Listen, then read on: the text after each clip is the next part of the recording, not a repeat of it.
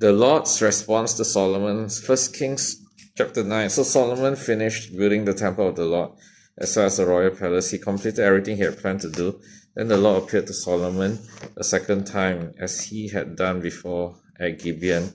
The Lord said to him, I have heard your prayer and your petition. I have set this temple apart to be holy. This place you have built where my name will be honored forever. I always watch over it, for it is dear to my heart. As for you, if you will follow me with integrity and godliness, as David your father did, obeying all my commands, decrees, and regulations, then I will establish the throne of your dynasty over Israel forever. For I made this promise to your father David, one of your descendants will always sit on the throne of Israel. But if you or your descendants abandon me and disobey the commands and decrees I have given you, and if you serve and worship other gods, then I will uproot Israel from this land that I have given them. I will reject this temple that I have made holy to honor my name.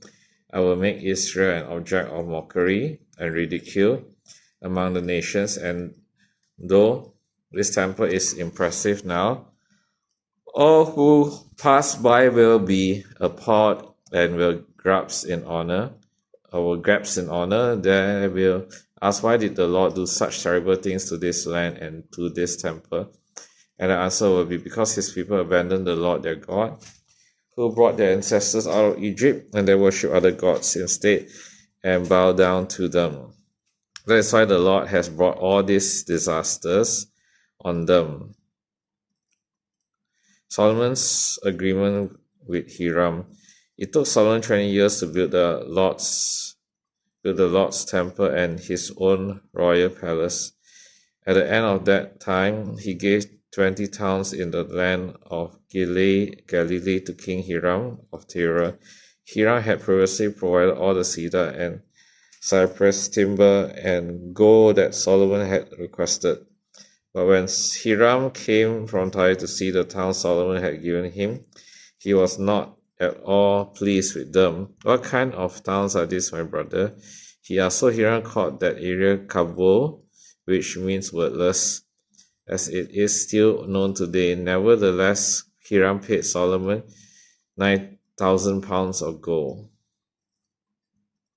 Solomon's many achievements.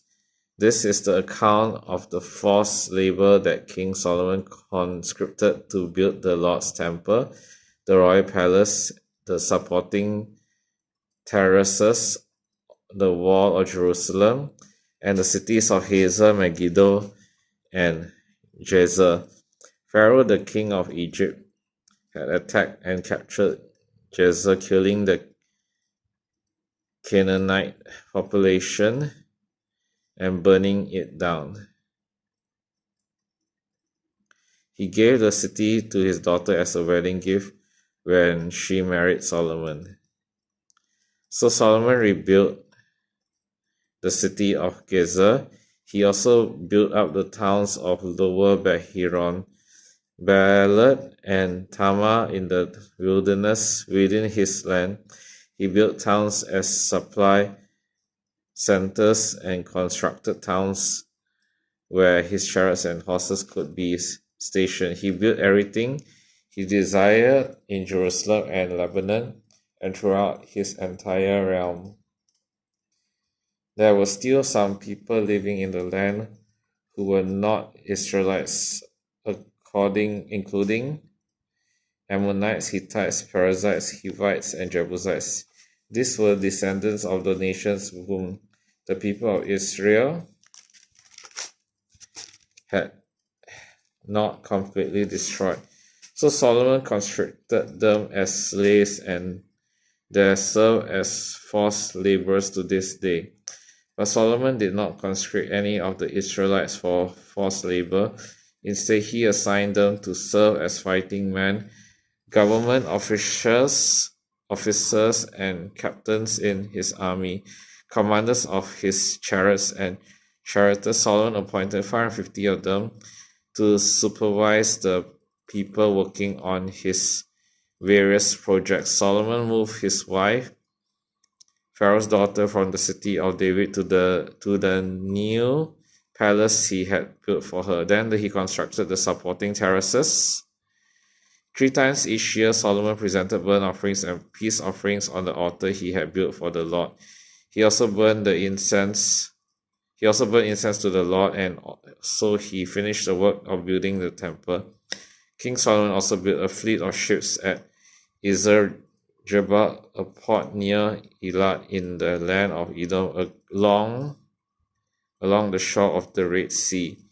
Hiram sent experienced crews of sailors to sail the ship with Solomon's men. They sailed to Ophir and brought back to Solomon some 16 tons of gold. This is the word of God.